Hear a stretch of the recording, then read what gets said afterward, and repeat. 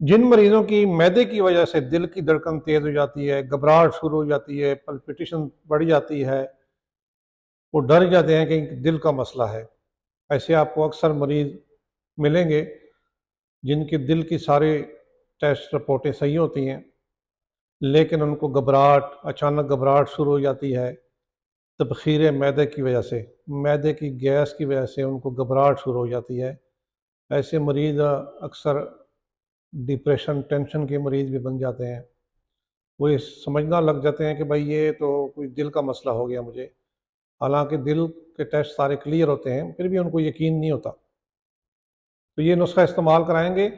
जो मैदे की वजह से दिल की घबराहट होती है, दिल की पल्पिटेशन तेज हो जाती है, अचानक ऐसे लगता है कि अभी सांस बंद हो जाएगा, उन लोगों के लिए ये बेहतरीन नुस्खा है। इस्तेमाल में लाएँ, इससे फ़ायदा उठाएँ। आसान नुस्खा है, ये चीज़ें तो इंशाल्लाह आपके घर में भी दस्तयाब होंगी, किचन में भी होंगी। इसमें 100 ग्राम आपने सौंफ लेना है, 100 ग्राम खुश्क धनिया लेना है, 25 ग्राम आपने सब्ज़ इलायची लेनी है।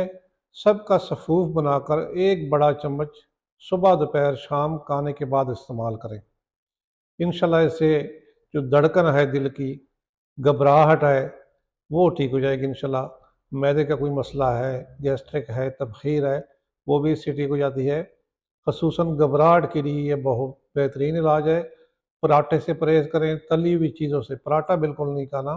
ऐसे मरीज़ों को पराठे से बहुत ज़्यादा मसला बनता है। तली हुई चीज़, पकोड़े, समोसे, ऐसी चीज़ों से अवॉइड करें, फ़ास्ट फूड से परहेज़ करें और कोशिश करें जब ये तकलीफ़ होती है तो ये कोल्ड ड्रिंक्स का इस्तेमाल बंद कर दें, उससे मज़ीद नुकसान होता है। सादा ग़िज़ाएँ इस्तेमाल करें, इंशाल्लाह चंद दिनों में ये तकलीफ़ ख़त्म हो जाती है इससे।